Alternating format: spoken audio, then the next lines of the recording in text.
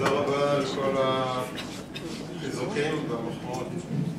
ברשות פרופסור רקובר ואנשי הפאנל.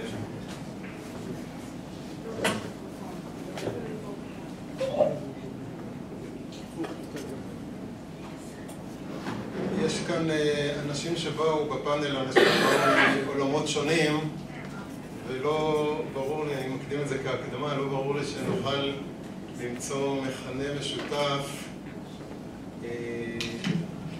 לוויכוח יעיל. רק מאמר מוסגר, פעם סיפר לי הרב עמיטל, זיכרונו לברכה, הוא היה קרוב משפחה של הרב שך. כשהוא פגש אותו ברחוב יום אחד, אז הרב שך אמר לו, אנחנו כל כך התרחקנו בינינו, שאפילו כבר להתווכח אנחנו לא יכולים, כי בעבר כשהם היו בישיבת הדרום היה ביניהם ויכוחים לוהטים, אבל לפעמים כשכל כך מתרחקים בעולמות, אז כבר הוויכוח, כבר אין את המכנה המשותף כדי להתווכח. אנחנו כאן באים אנשים מעולמות שונים, ואולי נגיע לאיזו נקודה כזאת, אני מקווה שלא. כלפי מה הדברים אמורים. התפיסה התורנית ההלכתית היא מאוד שונה מהתפיסה המשפטית, ודאי המשפטית המודרנית של ימינו. איך שאנחנו מכירים, החוקים האחרונים מחזקים את זכויות האדם, זכויות החולה, זכויות ועוד זכויות וכו'. שזה בעצם הפוקוס, שזה הדבר המהותי, וככל שאנחנו יותר מחזקים בחוק ומגדירים את זכויות כל אחד לפי עניינו, אז בעצם אנחנו מרגישים שהתקדמנו. במישור ההלכתי, נקודת המוצא היא נקודה אחרת. יש תרי"ג מצוות, ואנחנו רואים את זה כתרי"ג חובות.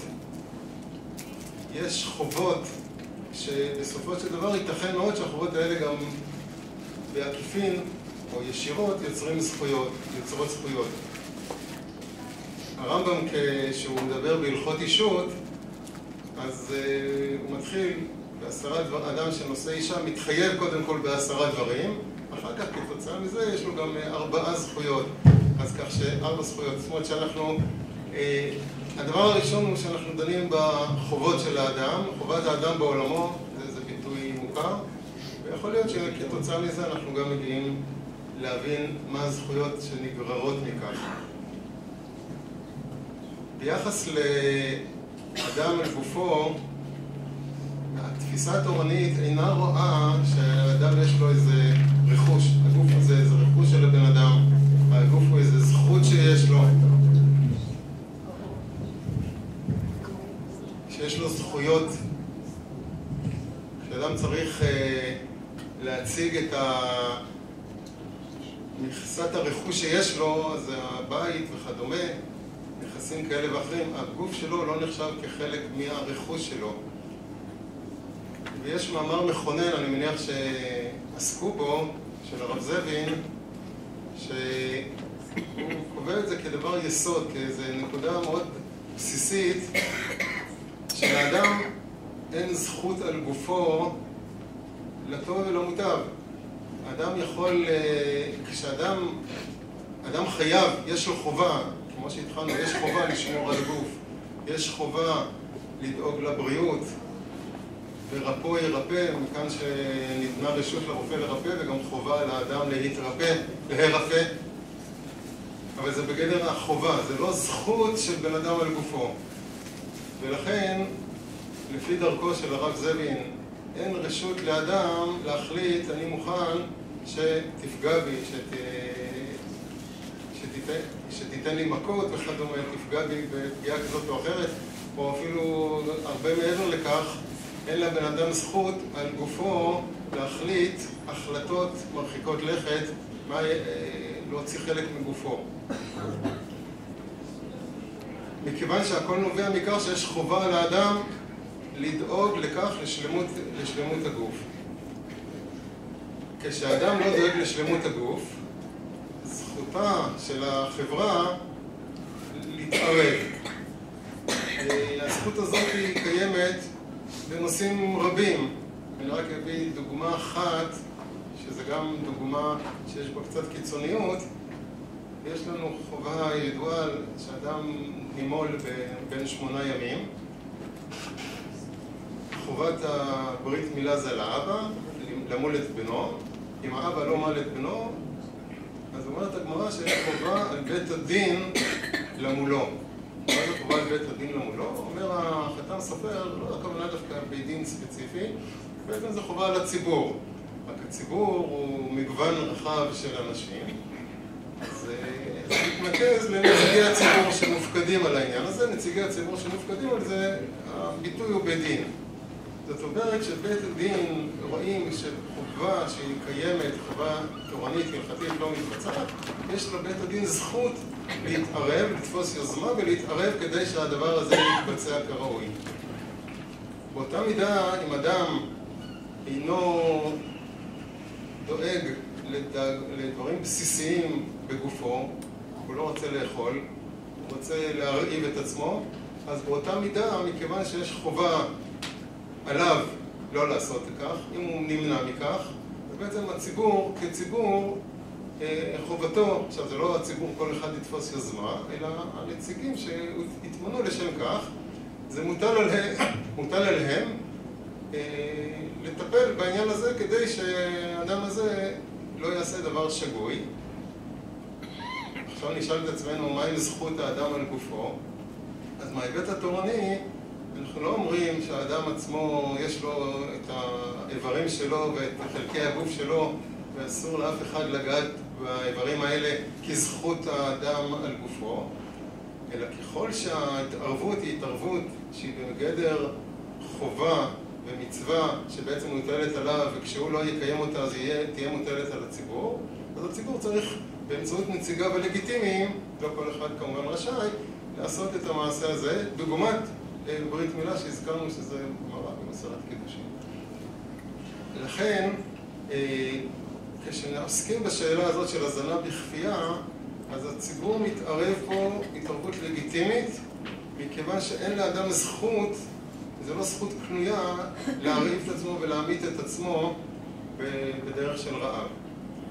לאחרונה, בציבוריות הישראלית עלה לפרק הסיפור הזה של אדם שנחשד כמחבל, היה במאסר מנהלי, במתכונת שהגורמים המשפטיים אישרו את זה, שיש כאן סיכון שהוא מחבל, וכשהיה חשש שאם הוא ירעיב את עצמו וימות, אז זה יגרם נזק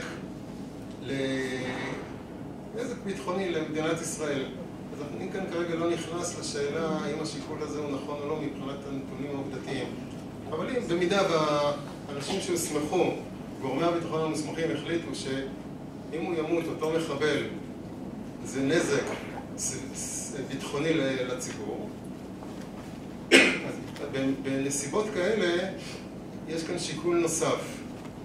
השיקול הוא שאנחנו נמצאים במצב מלחמה, לצערנו, אבל נכפתה עלינו מציאות של מצב מלחמה מול הפלסטינאים, מול ערבים כאלה ואחרים. כחלק ממצב המלחמה, בנסיבות מסוימות מותר לנו לקחת נשק ולהילחם.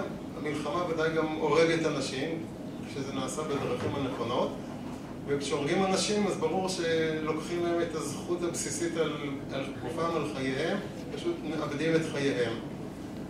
וזה מותר וזה לגיטימי, כמובן כשזה נעשה בכללים המקובלים והנכונים והמוצדקים.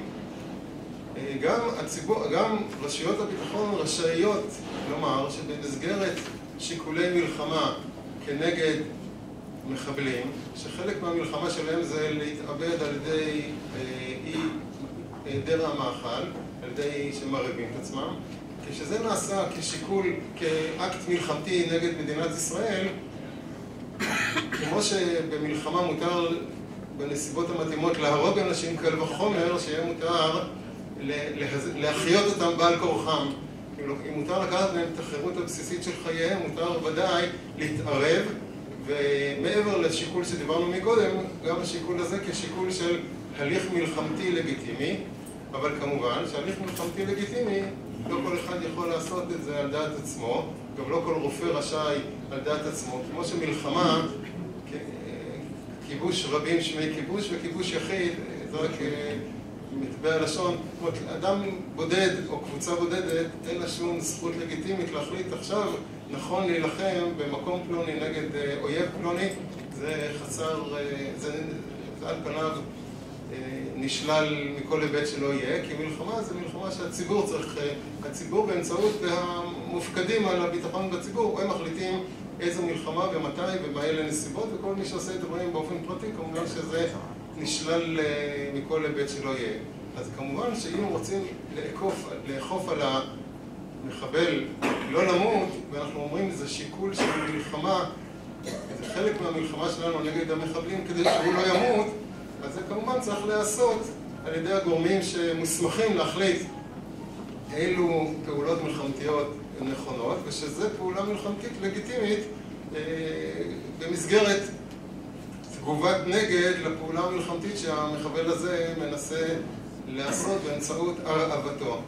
לכן נכון שכאן על ידי הזנה בכפייה גורמים לו סבל, וגורמים לו, נכנסים כאן, יכול להיות שהרפואה תמצא פתרון איך עושים את זה בלי לגרום לו סבל, ואם ימצאו, יבורכו. אבל גם אם עדיין לא נמצא פתרון רפואי חדשני, איך אפשר להזון אדם בכפייה, בלי לגרום לו סבל, אבל סבל כזה שגורמים לו, לטעמי, הוא לא פחות חמור, והוא עדיף על סבל שגורמים לבן אדם במסגרת מלחמה הם פוצעים אויב או הורגים אויב, אז ברור שכשפוצעים אותו גורמים לו הרבה סבל, והסבל הזה הוא לגיטימי כי זה חלק מהליך מלחמתי לגיטימי.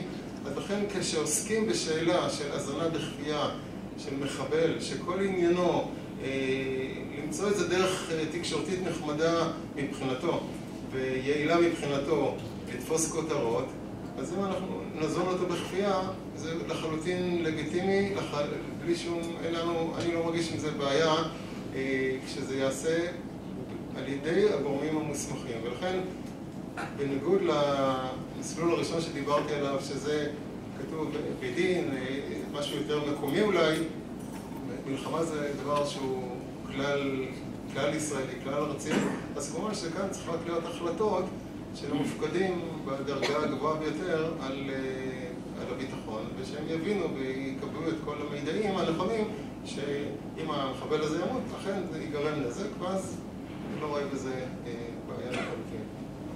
תודה רבה.